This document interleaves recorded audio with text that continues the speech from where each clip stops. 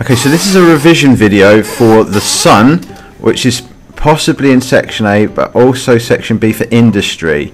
So you might have to analyse the front cover for section A or talk about The Sun, how it fits into the newspaper industry. Component 1, exploring the media. And the issue is the 18th of December 2013 issue of The Sun. The focus areas are media language, representation, media industries for section B, audiences, possibly for section B, and media context, section B again. Background context. The Sun is a British tabloid daily newspaper owned by Rupert Murdoch's News Corp. It was originally published 6 days a week until News Corp also started producing The Sun on Sunday in February 2012 to replace the News of the World. With an average daily circulation of roughly 1.6 million copies of their print edition in the UK and a daily readership of around 4.1 million, The Sun has the largest circulation of any daily print newspaper in the United Kingdom. In addition, The Sun on Sunday is the UK's biggest selling Sunday newspaper. 18th of December is International Migrants Day, a day where the UN encourages the world to acknowledge the importance of immigrants.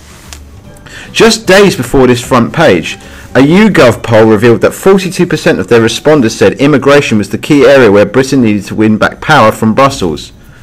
Britain ultimately voted to leave the EU on January 23, 2016, Brexit, and it is believed that many people voted this way due to their feelings about immigration. Part 1. Starting points. Media language. Historical and cultural context. The Sun started life as a broadsheet in 1964, becoming a tabloid in 1969 after being purchased by its current owners. Sex was an important feature of the paper's marketing strategy, and the first topless page-3 model appeared in November 1970. This soon became a regular feature of the paper and has been an area of contention for some people. Just as a side note, page-3 was dropped for a long time and then came back due to the demands of the readership. The Sun has always been considered controversial in terms of its output, partly due to its over-reliance on sensational news and partly due to complete fabrication for the sake of a story. A really good example of this would be the Freddie Starr Ate My Hamster story of 1986, where Freddie Starr, if you don't know, was quite a famous comedian, and they wrote a story about how he ate someone's hamster, which was completely nonsense, but it's gone into folklore as a great story, even though it was completely fake. The most notable controversy was the Sun's coverage of the Hillsborough football stadium disaster in Sheffield on 15th of April 1989, in which 96 people died. The paper ran a front page headline of The Truth and printed allegations that fans pickpocketed victims, urinated on members of the emergency services, and assaulted a policeman who was administering the kiss of life to a victim. The story was seemingly based on allegations from anonymous sources that were later proved to be false, and The Sun apologised. The front page caused outrage in Liverpool, where it was soon titled The Scum, and a significant proportion of the city's population still boycott the paper today, with many shops even refusing to stock it. Consider codes and conventions and how media language communicates meanings.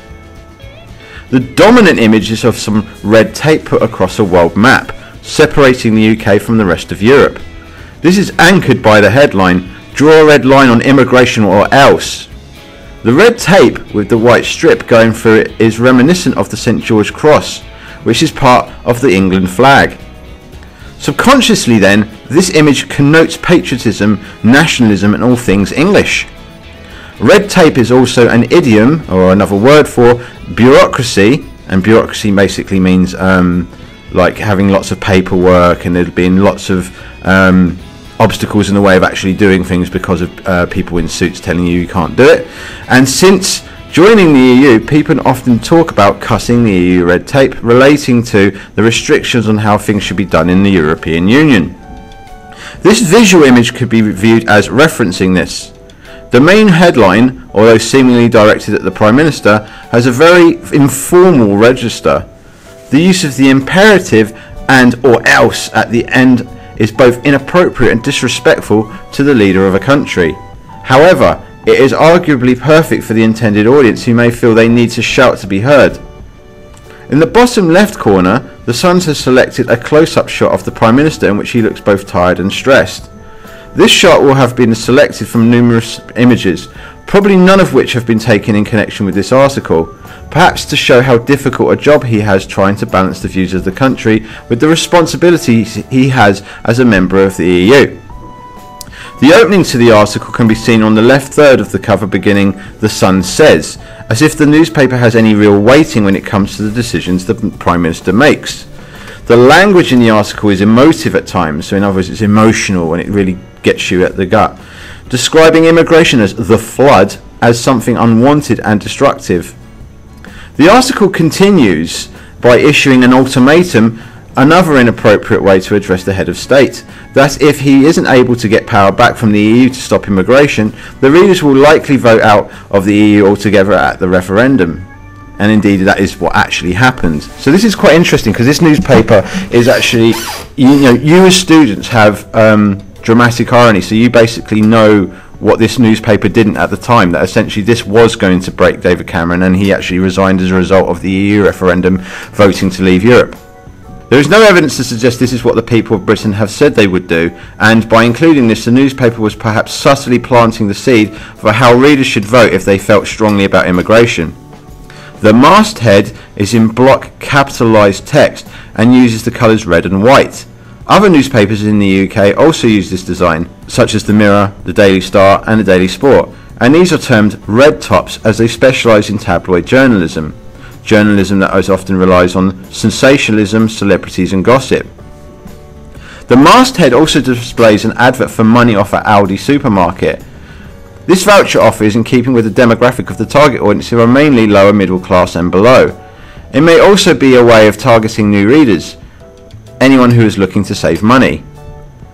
Possible areas for further investigation are codes and conventions of newspaper covers, layout, use of cover photographs and images, house style, mastheads, Roland Barthes' enigma codes, headlines used to tease people to want to read certain stories. Part 2. Starting points. Representation. Historical and political context. In its early years, the Sun nominally supported the Labour Party but has moved back and forth between Labour and the Conservatives depending on party leadership. The paper has always been very vocal in telling its readers how they should vote. For instance, why it must be Labour in 1970, vote Tory this time in 1979, and do you want this old fool to run Britain in 1983? Today the Sun is described as having political allegiance to the Conservative Party and does not support the EU.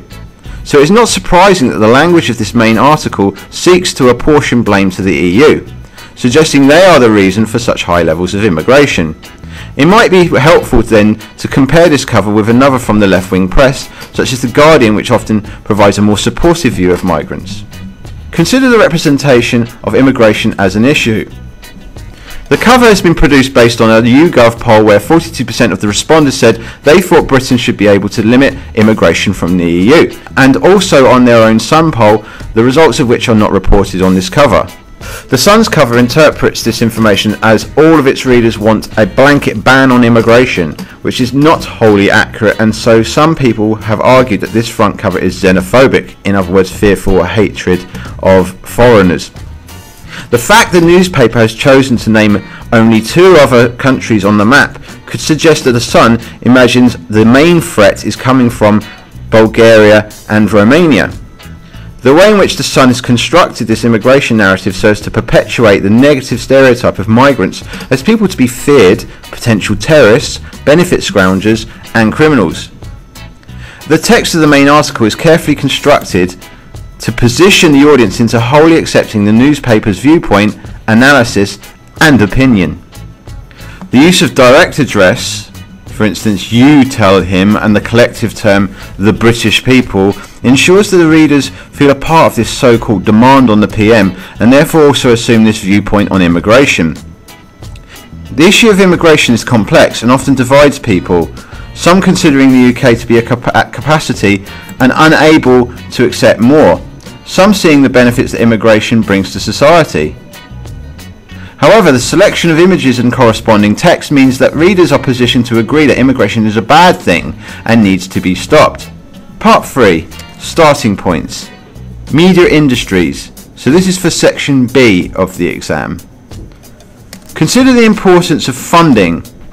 Increasingly, newspapers earn revenue from their advertisements, and so, in this sense, journalism is being seen more and more as a commodity whose purpose is predominantly for profit.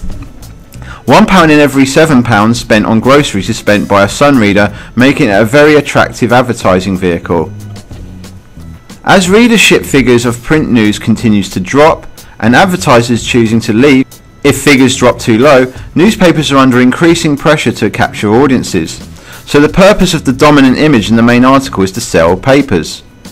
In the first quarter of 2016, the Sun recorded more than £250 million in losses, predominantly through loss of publishing rights, but also due to having to set aside another £50 million to cover legal costs and payoffs for the ongoing phone hacking scandal. This scandal has previously cost News Corp £366 million. Consider the impact of technologies and convergence. In April 2013, the Sun launched Sun Plus, a subscription service digital entertainment package. Subscribers paid £2 per week but were able to access all of the Sun's regular content, as well as to have exclusive access to Premier League clips, a variety of digital rewards and a lottery. Despite the cost of this, Sun Plus had 117,000 subscribers who they could engage with on a more personal level due to the brand loyalty created from the subscription. This was just one of the ways the Sun adapted to people's reading habits, with people now having little time to spare and increasingly reading on the go. However, in November 2015, the paper had to remove the paywall and offer most of its web content for free in order to compete with major rivals such as the Mail Online. Since removal of the paywall, it now has around 1 million browsers per day. Part 4. Starting points. Audiences. So this bit is if you get an audience question. Consider target audiences. The Sun targets middle social classes, most of whom haven't attended higher education. 2/3 of its readers are over 35 years old.